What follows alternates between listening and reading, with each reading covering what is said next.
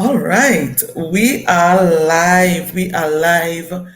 I joined early, so just a minute or so early, so that persons will get the notification that we are live.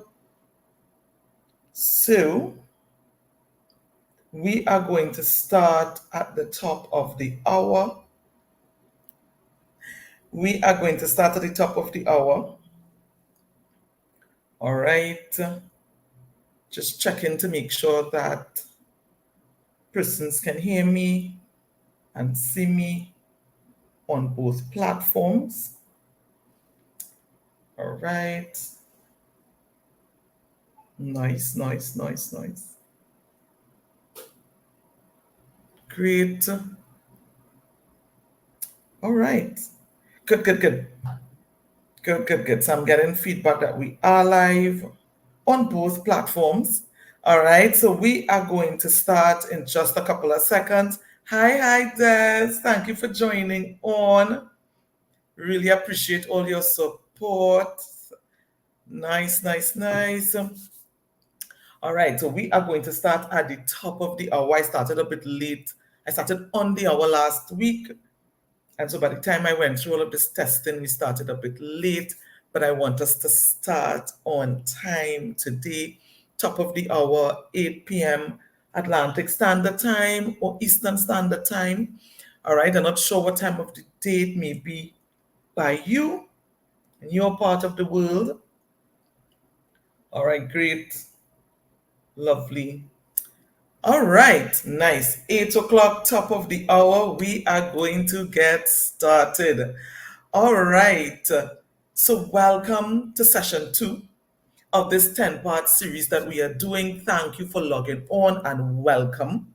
If it is your first time here, I will tell you a little bit more about what we are doing and why we are having this. And if you were here last week, Monday, then thank you for joining us and welcome back. All right. So today's Labor Day. Today's a holiday, people. And I was in two minds about whether to even have the live today. But consistency is so important and I committed to do it. So I am here doing it. Hello, hello.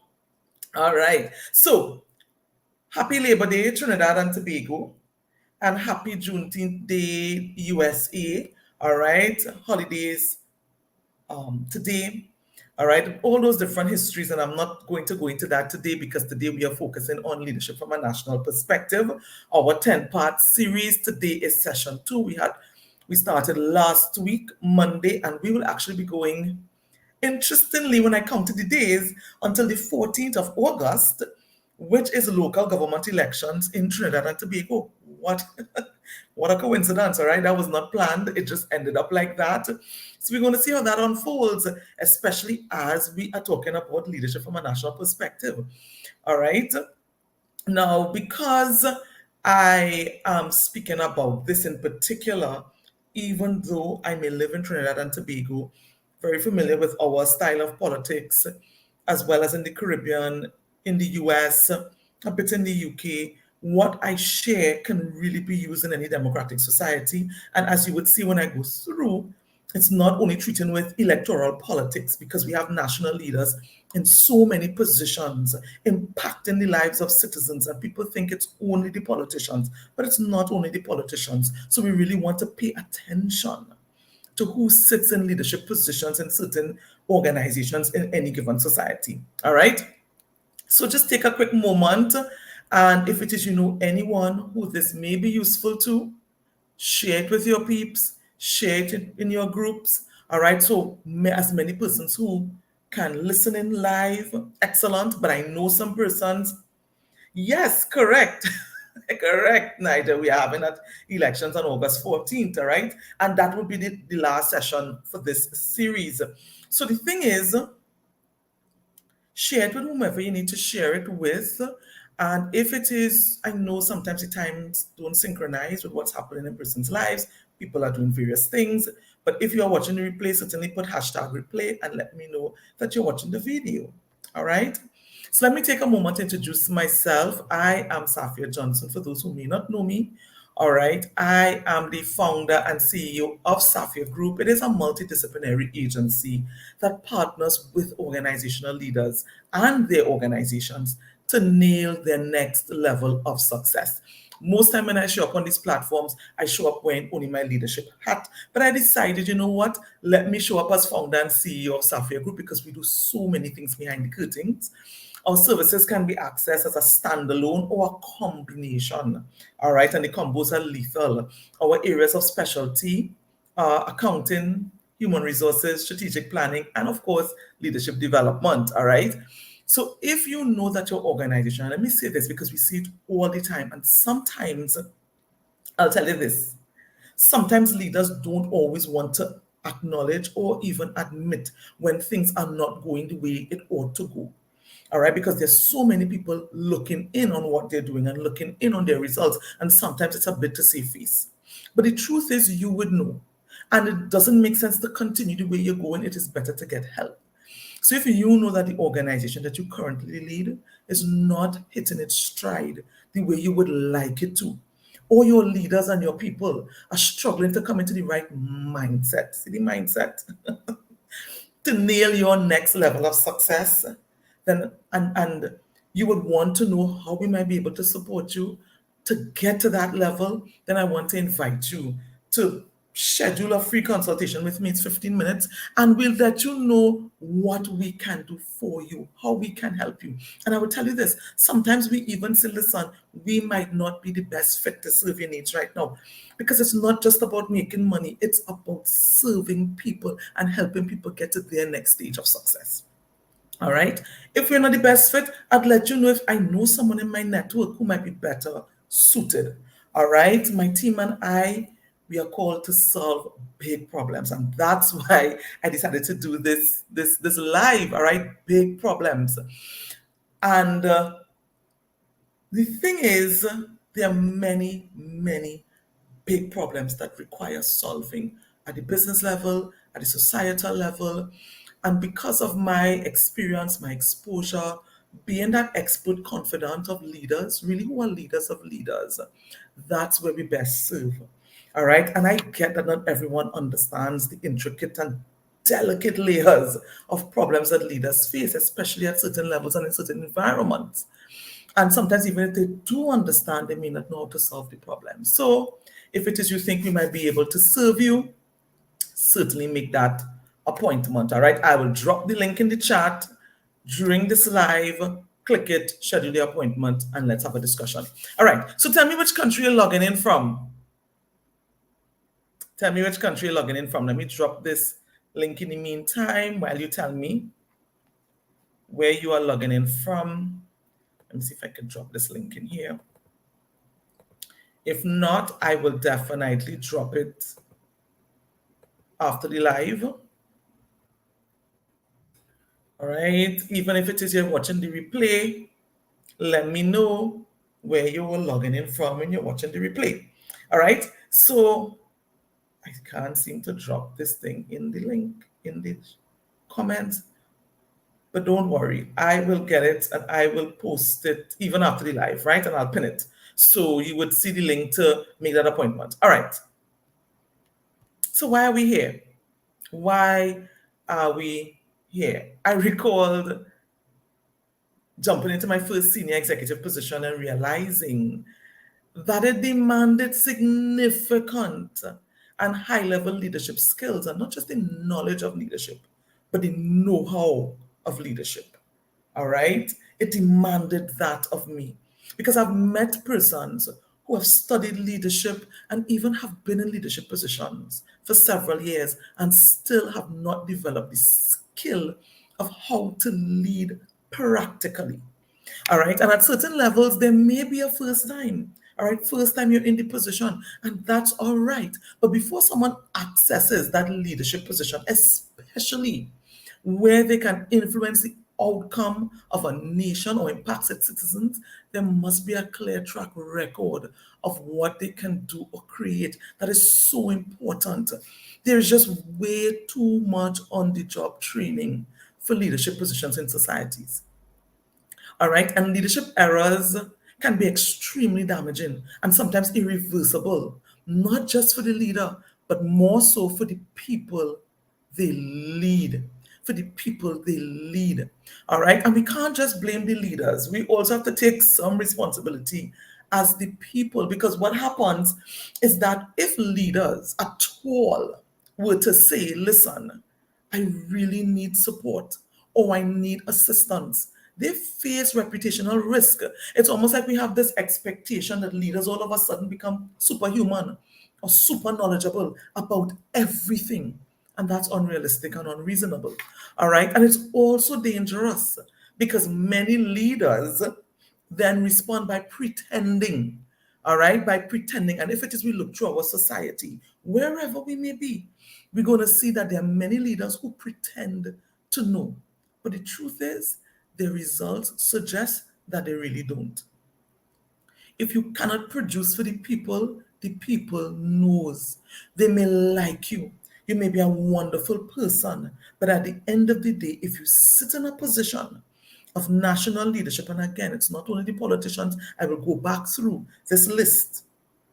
People are looking for results. How have their lives changed? All right. So we're going to discuss some of those things. So leaders can add these to their other resources for leadership development.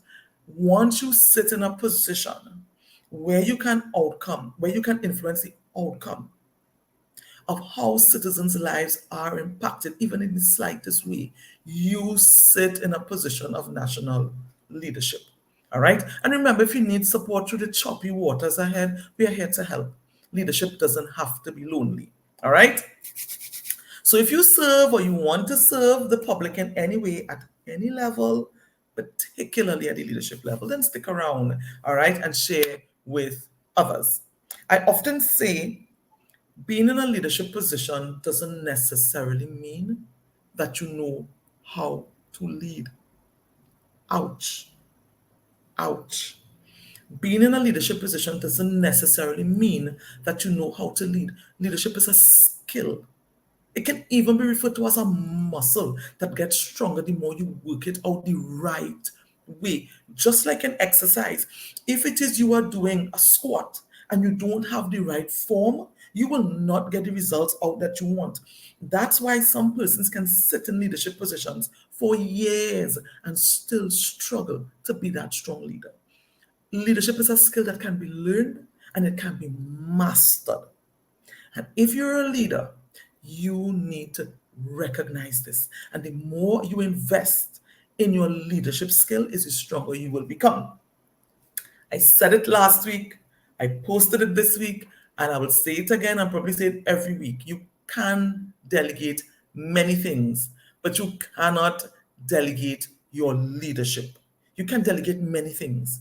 You can delegate project management, you can delegate all the different responsibilities that you have under you, but you cannot delegate your leadership. You have to be the leader and you have to be an exceptional leader. You are the one who have to put in the work to get to that level. So let me just talk about when we talk about leadership at a national level, who we are referring to. And again, this is something I'm going to mention each session I have, I will mention it so that we remember that we do not only think of electoral politics and politicians. Yes, they are there. And yes, your mind should run on them, but not only them. All right? Anyone with a responsibility to serve the public in some form or fashion, they serve at a national level. Anyone with the responsibility for an area, service, or product that is of significant public interest, they serve in the leadership position at a national level. All members of government, all right, all arms of government, executive branch, the opposition, legislative arm, local government structure, all of them serve at a national leadership level. Boards and CEOs and executives of public entities, they serve at a national level because they utilize government funds, state funds to get their stuff done. Utilities, all the utilities, all right? So electricity, water, all of them, transport, the protective services, all of them, they serve they serve the nation, they serve the society, all right? And the leaders in those organizations, they lead at a national level. Boards and CEOs of state agencies, don't forget them, all right, or any similar organization. National voices that influence the minds of the public, that includes media and other influencers, they lead at a national level.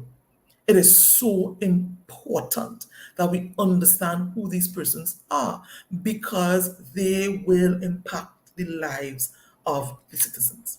All right? You need to understand their thinking. That's us as a society. And remember, I said last week, all leaders in a society is also part of the society and will be led also in one way or the other.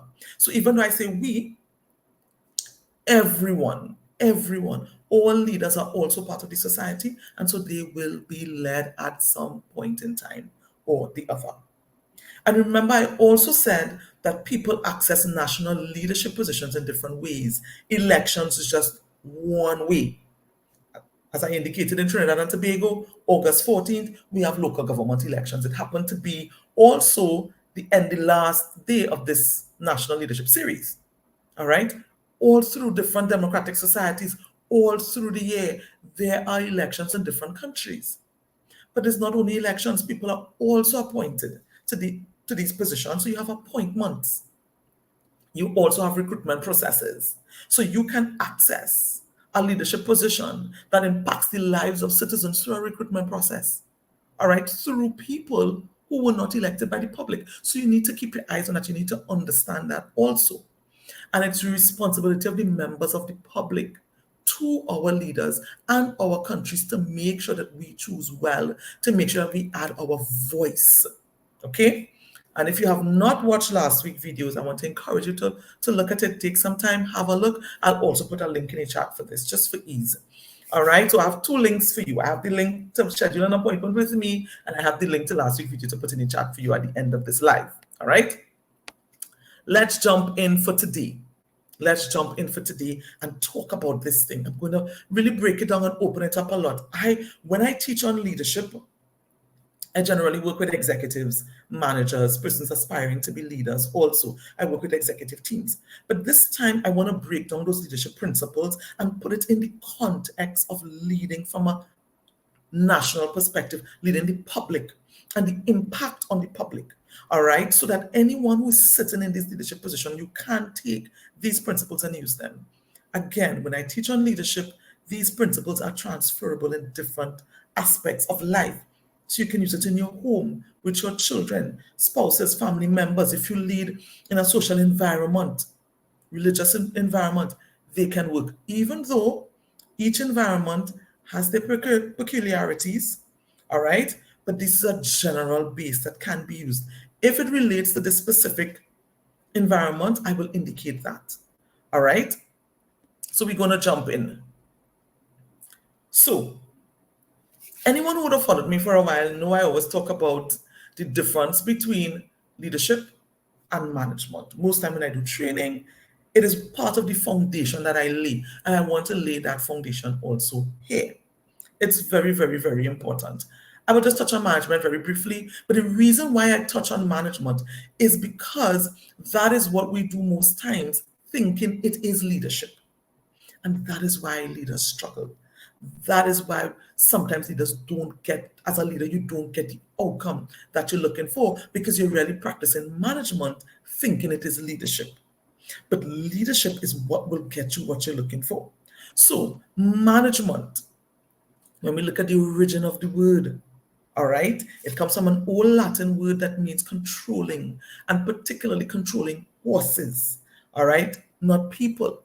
And that is why if you study management, when you go in to, when you look through the centuries and you look at the definition of management coming through the years, you're going to see planning, organizing, directing, controlling, because that is what we were taught to do. When you look at even the names of the positions in organizations, it's always ends with manager, IT manager, the finance manager, the legal manager, marketing manager, operations manager, all right? Because that is what we were taught to do.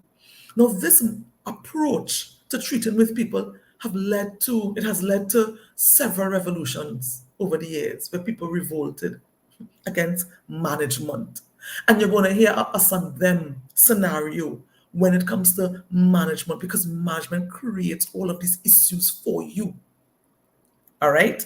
Now, management is good, management is important, but management cannot and it will always be deficient in treating with the complex social and emotional structure of people. So, when it comes to management, you manage the work, you can even manage performance. But when it comes to the people, you lead the people. So, I have a saying: manage the work, but lead the people. Manage the work, but lead the people. What then is leadership? Let's look at that. When we look at the etymology, the origin of that word leadership, it also came from an old Latin word, but it means to guide someone to a place they have never been. I absolutely love that. To guide someone to a place that they have never been. And that means that the leader must be going somewhere. And it also means that whoever follows the leader must find themselves in a better place than from when they first met that leader. All right? Manage the work, but lead the people. But in the context of leading the public, it takes leadership, then takes the people collectively to a place they've never been to, a better place than where they are at now. That is so important. And that is what many politicians focus on when they go on the campaign trail. They're trying to sell you, convince you, influence you to believe that they are going to take you to a better place than where you are at now. And the thing is, as a collective people, there are many better places that you can take the people to, but there must be a priority list. All right. And the items on this list must be ranked based on what will bring the greatest benefit to the majority of people. The greatest benefit to the majority of people. Right now, immediate term, short term, medium term, and long term. But let me quickly say this. What people would believe is of greatest benefit to them will always be based on the collective mindset of the people about that thing. I'll say that again.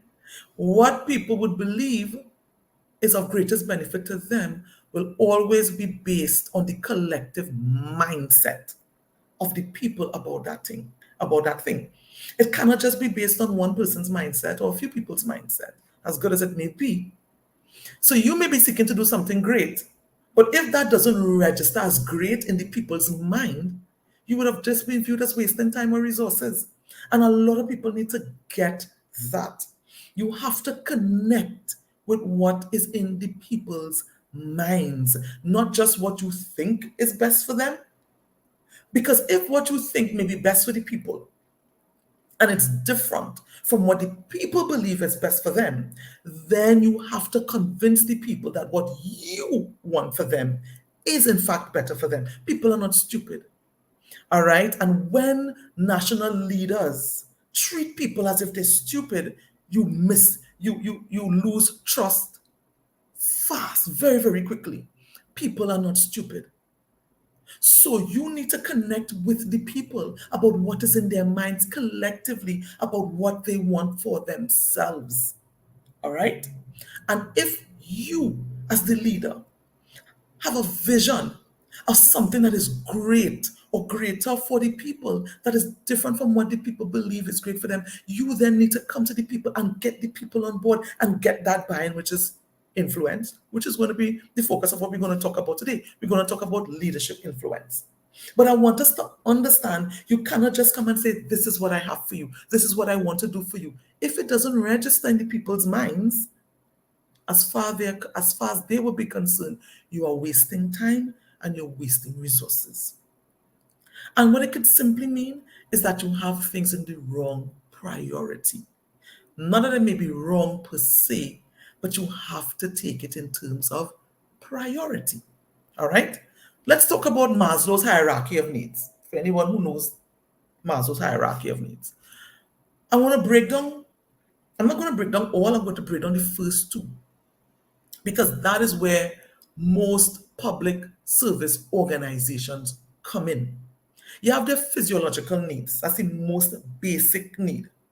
Basic food, shelter, water, clothing, sleep. Basic, basic. No matter how sophisticated someone may be, if these basic needs are threatened, they will become primal on you and even seemingly irrational. So you cannot talk about higher level needs and people's basic needs are not met. So we have to start from there. Because only when people's minds are at ease concerning this basic level, they can eat food when the day comes. They have somewhere to live, to cover from the elements of the day, clean water that they can use for drinking and doing other things. They have something to wear. They have a safe space to sleep. And we will know that, all right? But sometimes we jump over it. But it is a very basic need for persons. The next basic need is safety, personal security, financial security, good health. Even in Trinidad and Tobago, right now we are wrestling with the crime situation. It strikes at the very basic needs of people. And that is why you're going to have uproar. That is why you're going to have people operating, as far as some people concerned, irrational and primal. But it's not. Their very basic needs are being threatened. And you cannot move persons' minds into the higher level needs that Maslow talk about, right? Love and belonging, esteem, and self-actualization if it is your basic safety is threatened. All right? So if any public service organization, all right, and I dare say most of them, because most governments are there to ensure the two very basic needs of a society. The higher level needs, love and belonging, esteem, and self-actualization, that's more within the individual's purview to treat with. But generally, governments and national public services treat with these two very basic needs. All right, so all those organizations and machines of the public service are here to help with the fulfillment of those two most basic needs. So the point is, you cannot get people collectively to focus on any higher level needs if they feel as though their basic needs are being threatened.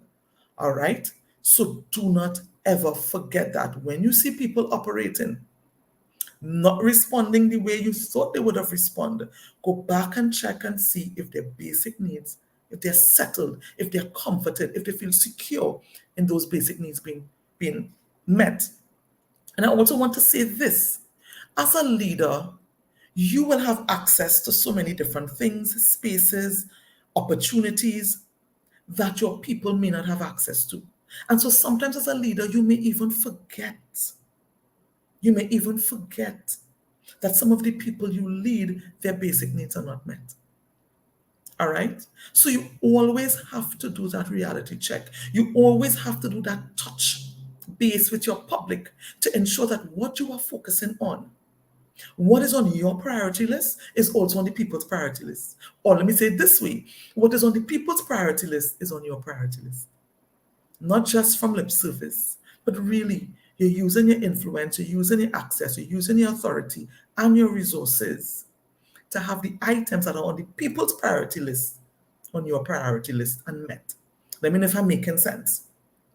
And this is where many national leaders lose touch with their society and lose touch with their public. All right. And publics is also another thing that I can go into. I'll probably schedule it for another session, right? But when people serve in these positions, they may not always serve the entire society. They may be set up to serve a particular portion of society, a particular public. That is the public I'm talking about. You need to make sure that what is on that public's priority list is on your priority list. You cannot create your own priority list outside of the people you were set up there to serve. You are going to create difficulty. You are going to create dissonance. So you have to find a way to remain connected. And even though you may want to take the people further into a particular space, go back and check and see and make sure that these needs are being met, these basic needs. And not just for some of the people, but the average person. the majority of the people can access it and access it very easily. If not, you're going to find significant dissonance. You're going to find significant dissonance. All right. Now, here's the challenge that you face as a leader in this space, right? In this national leadership space.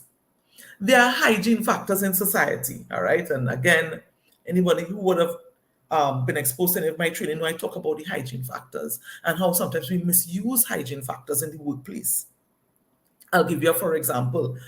A hygiene factor is, let's just say, a safe work environment or a comfortable work environment.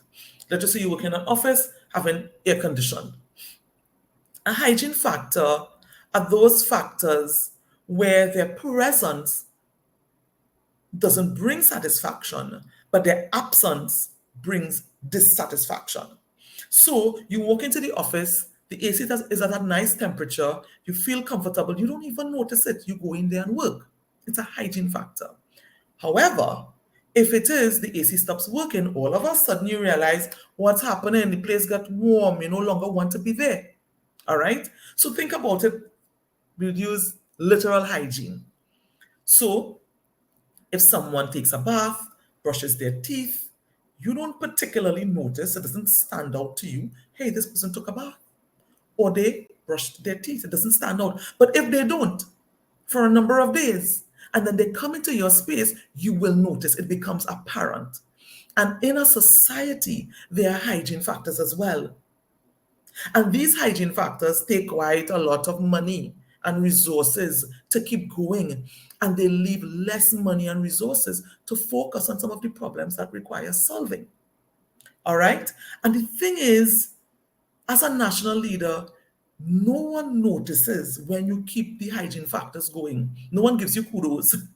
There are no brownie points or political points for them, but their absence will create significant public outcry. All right. And then you try to show up on a podium and try to rationalize it with the public, but you are just viewed as making excuses. All right. And that is where exceptional leadership comes in, because hygiene factors exist in a society as well. You have to keep it going. It takes a lot of money to keep it going. And when it breaks down, people throw their hands up in the air. So you have to focus on becoming a stronger and stronger leader. We're talking about exceptional leadership, not just good leadership. And Jim Collins said it in his book, Good to Great, that good is the enemy of great. We have too many leaders that are satisfied just being good. I'm a good leader. Good is the enemy of great. We need to seek to be great leaders. As I said last week, a country is not small because of its geography. This country is small because of the thinking of its leaders and its people. All right? If we think small, that's what makes us small. If we think big, then we're going to do big things. All right? So never become satisfied with just being a good leader. You want to be an exceptional leader. An exceptional leadership requires exceptional vision, an exceptional journey, an exceptional team, and exceptional results. You cannot accomplish exceptional things with a mediocre team. You cannot produce mediocre results and think that you're an exceptional leader because of what it costs you. All right?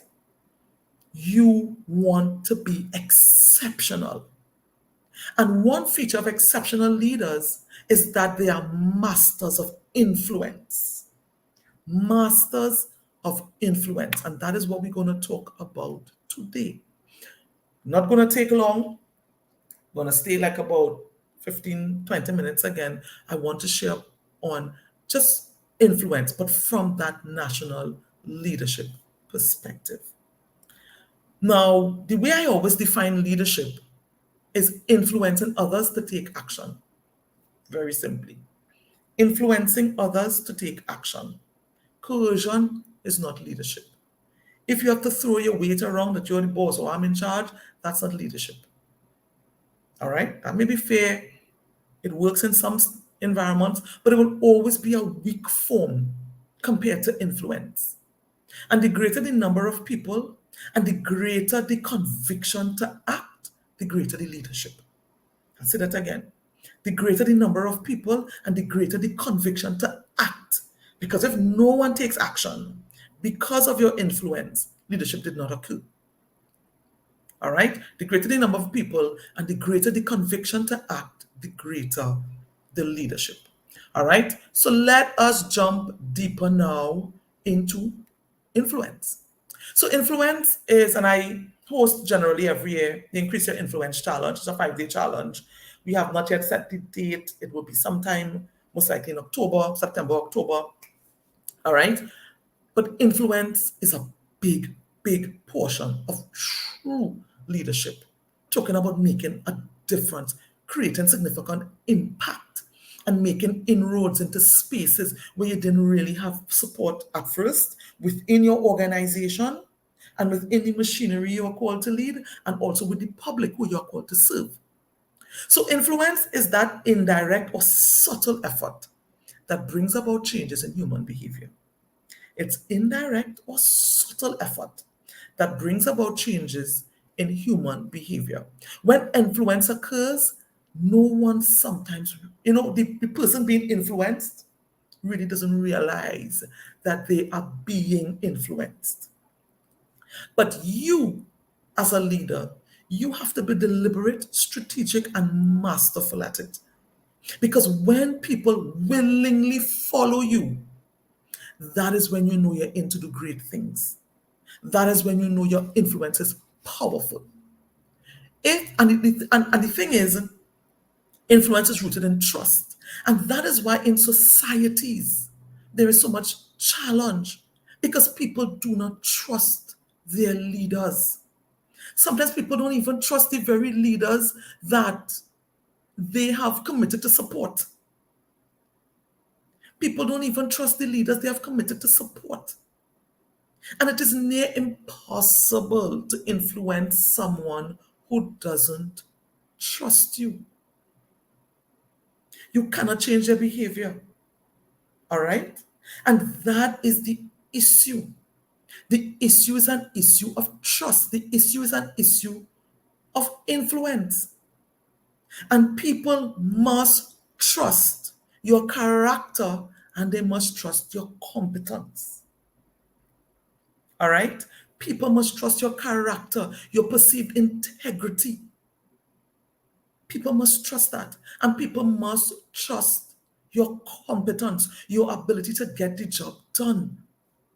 That is so, so important.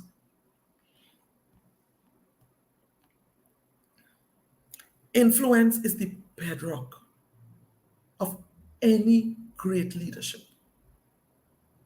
It's a saying I always say, managers get people to do what they want, but leaders get people to want what they want.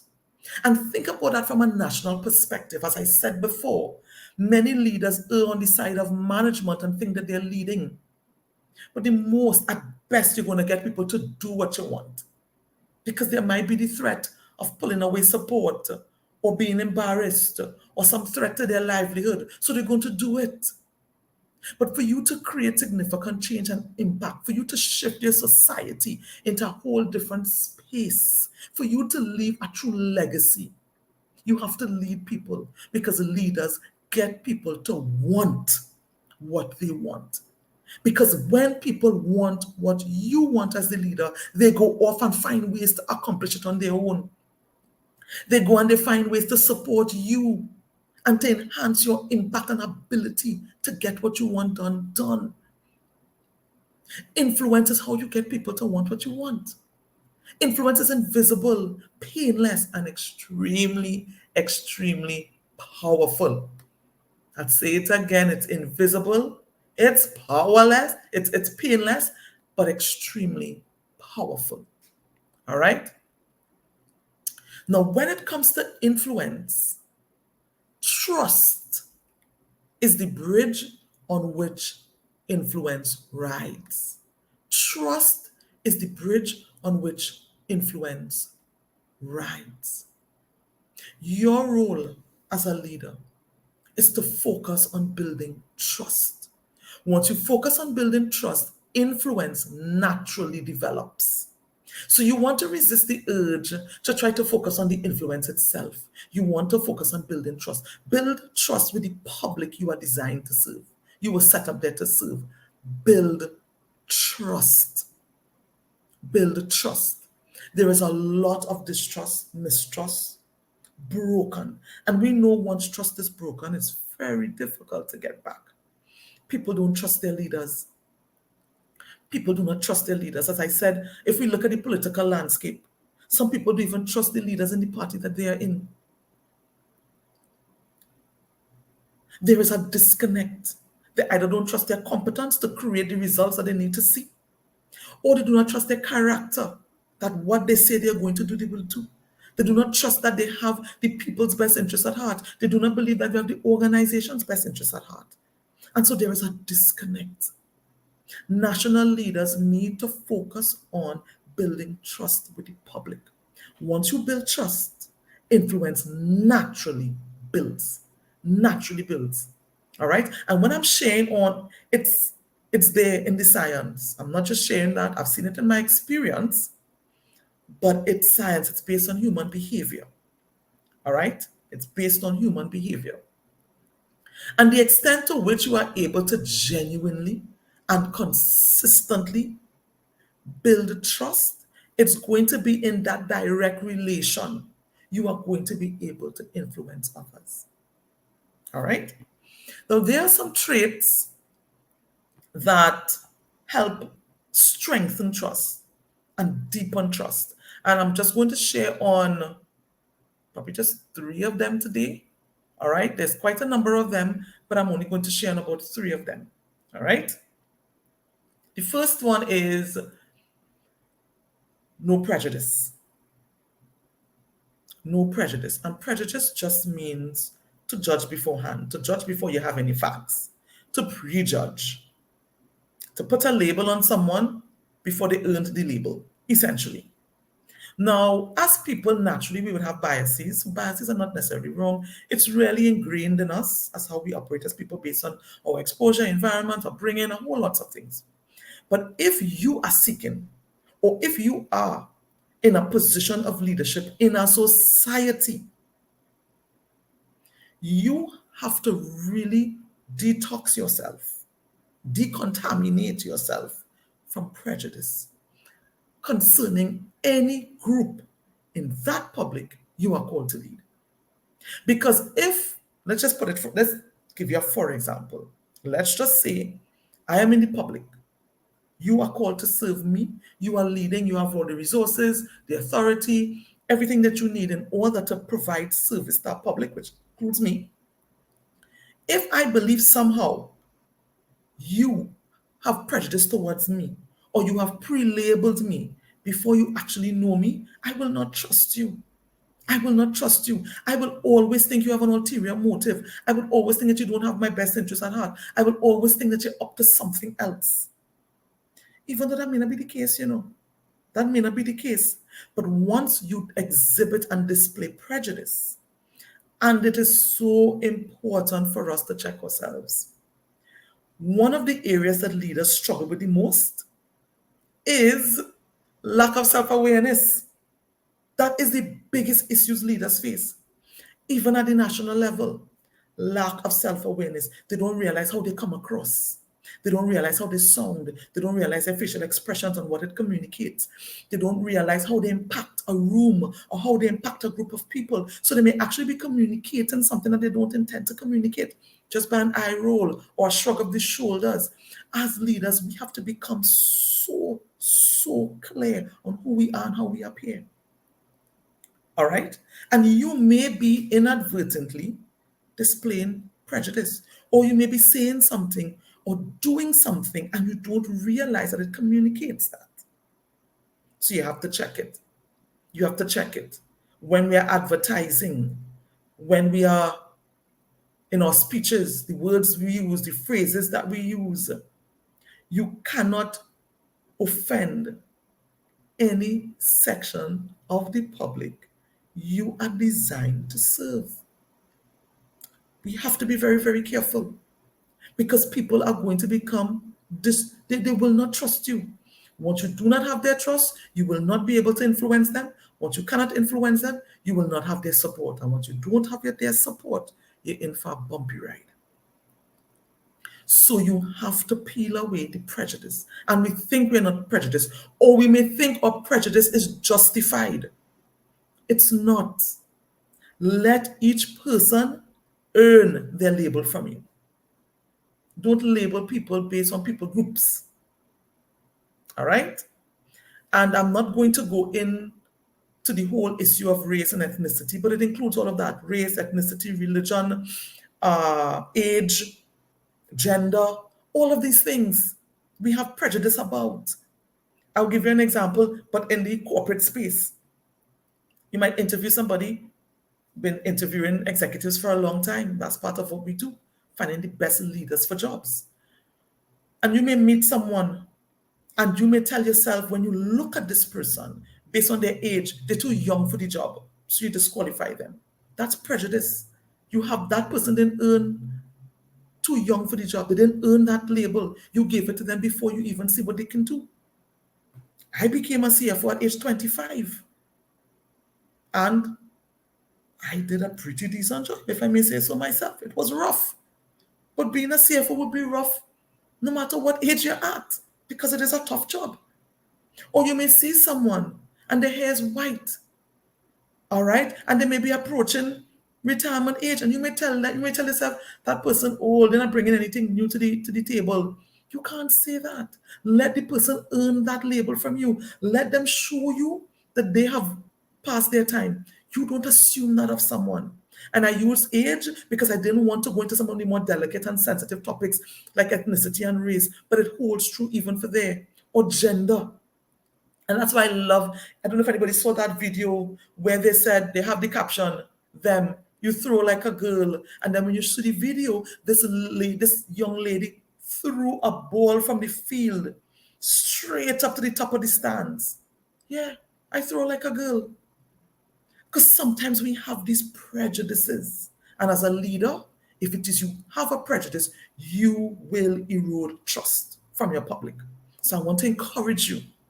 Try to strip yourself, decontaminate, detox yourself of prejudice. Let people come and earn their stripes. Let them earn their label from you. All right? And again, don't try to justify it. You are leading an entire society. You have to serve an entire society. So imagine electoral politics. You are campaigning. Each political party will have their base. Okay, fine. But you cannot win an election on your base alone. You are going to have to convince and influence people who are not part of your base to support you. But imagine earning that support through what you say, and then when people give you their vote, you then lead in a way that says that you're only catering to your base, or you're only catering to people who might be part of your party. Listen to me, the next time, and do not think short-sighted, and next election time will come around again. And you want people now, after they've given you their vote, taking a chance on you, let it be worth it, so that you can secure that person's vote for the next and the next cycle and the cycle after that elections. Too many persons vying for national leadership, too short-sighted. A society should last for centuries. And if a society has to last for centuries, you cannot be concerned about a 4-year or a 5-year span alone. You have to think also beyond that. New parties coming into the mix. You may not be able to win this cycle, but you are going to build. Everything that starts small. Do not only be concerned about it now. Think about your 10-year horizon. Think about your 20-year horizon. Think about it in that way. Because it is a society. It is a people. All right? Too many people make short-term decisions that cost them in the long term when they're doing with national leadership. All right? So I wanted to throw that in there.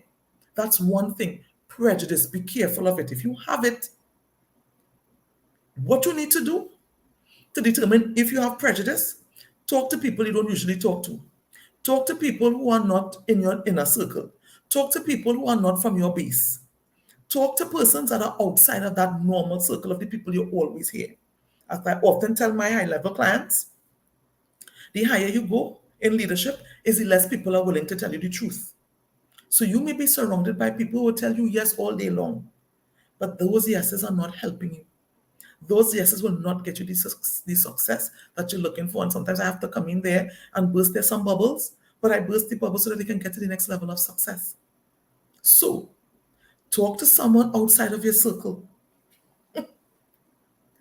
Talk to someone who's not from your base and hear what they are telling you.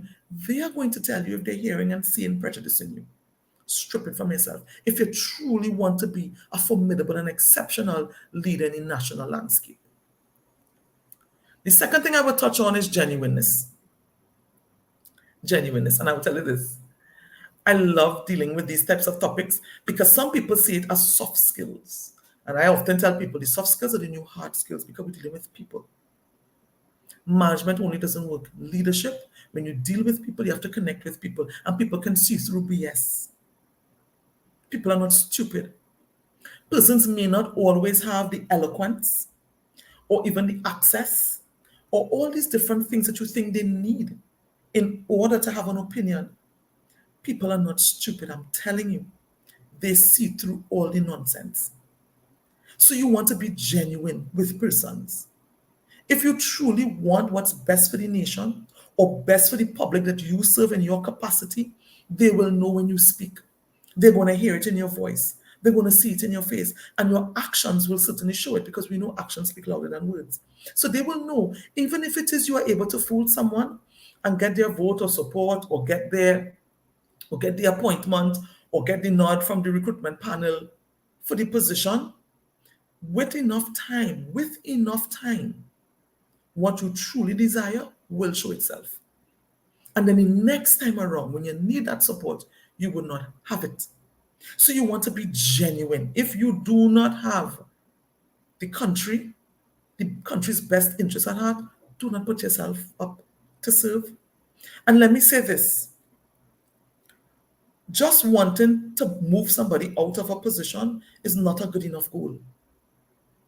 So we may know what you do not want, but it's so important to also know what you do want. What do you genuinely want to see for your country? Talk about those things. Talk about those things. Yes, you have to talk about who might be the other option and why that person or group may not be the best person or group for the society. But we've heard a lot of that. Societies hear a lot of that. What you want to talk about is what you genuinely want to see, not only what you do not want to see. So I'll say this for example.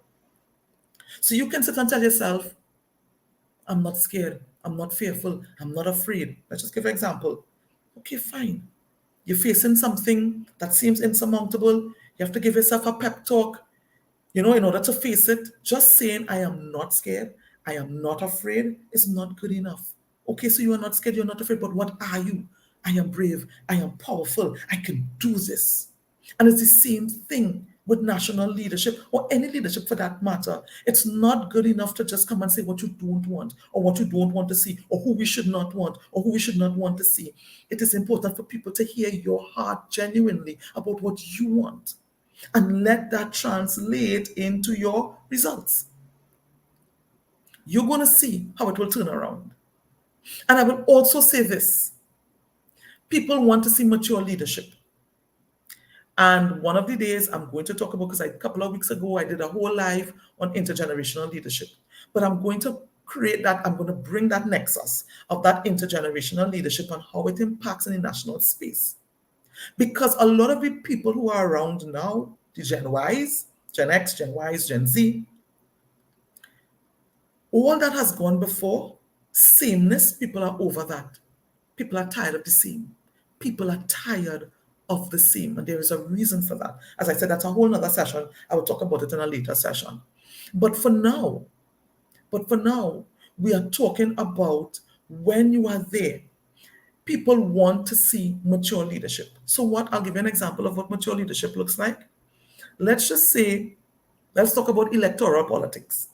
And the reason why I would jump from different sectors, is because I want persons to understand when we talk about national leadership, it's not just politicians. It includes them, yes, but there are many people who are not politicians who impact the citizens of a country. All right, they are also national leaders. But for this example, I'm going to use electoral politics, politicians. Let's just say someone from another party, not the party you belong to, does something good or makes a suggestion that is really good for the society, really good for the people of the country. It will not kill you. In fact, it will help you to acknowledge it. Now, that may go against some of the things they may learn in political school, in politics, political science, perhaps, or all the political strategies. But you see, with the breed of people that are here today, based on the generations that are there, and when you study their mindsets and what they're looking for mature leadership. Because if you have the belly to say, listen, these are persons are not from my camp. We do not necessarily agree with their philosophy, but you see, in this instance, this is good for the society. And it's good for the society because of A, B, and C. But the issue I have is X, Y, and Z. When you are able to say that, people would trust you more because you are not just saying it, you're not just making a comment because you want your own party or your own group to look good, but you are genuinely saying something with the public's best interest at heart. So if you can do it on that matter, then people are likely to believe that you're going to do it on another matter when you come out and then knock the next party.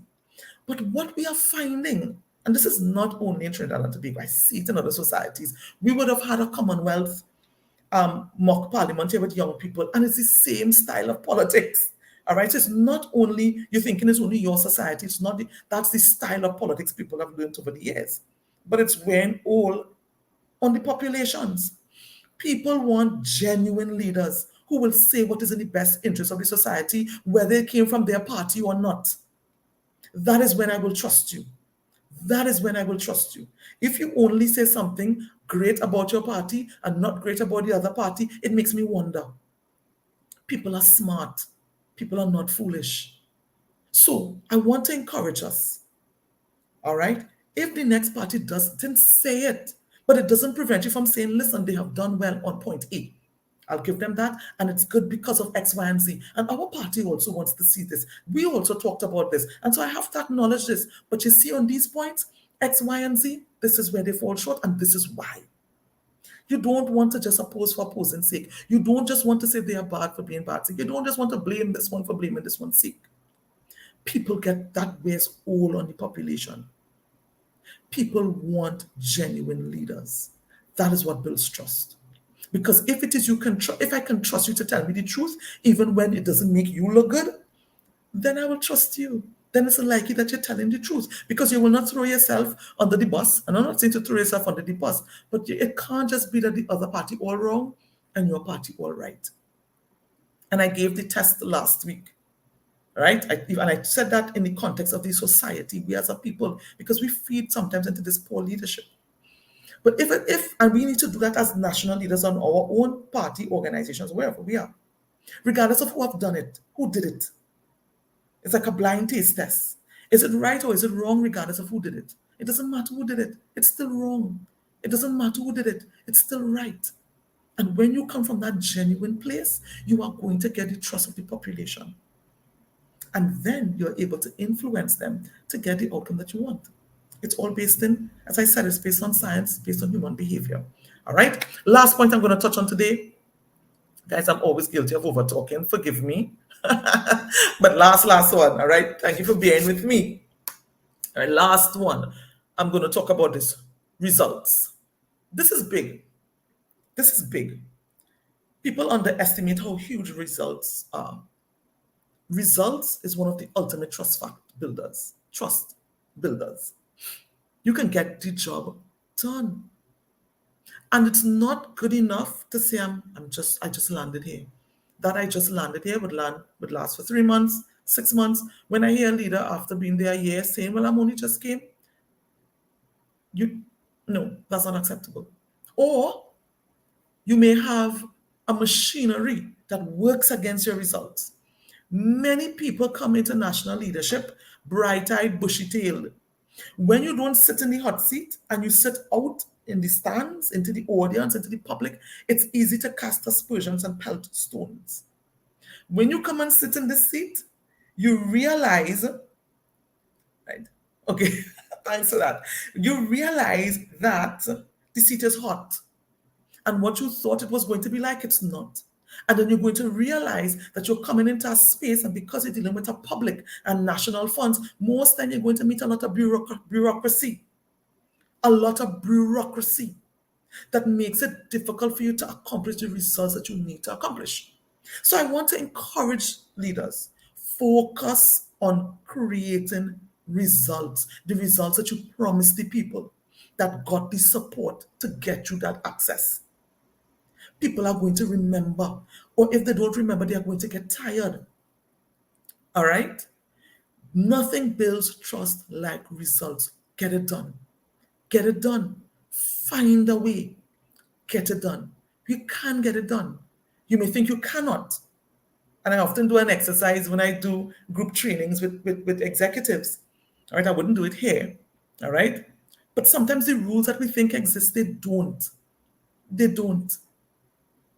All right. And I'm not saying to break laws or to break any policies or any procedures, but in the context of that, get the job done.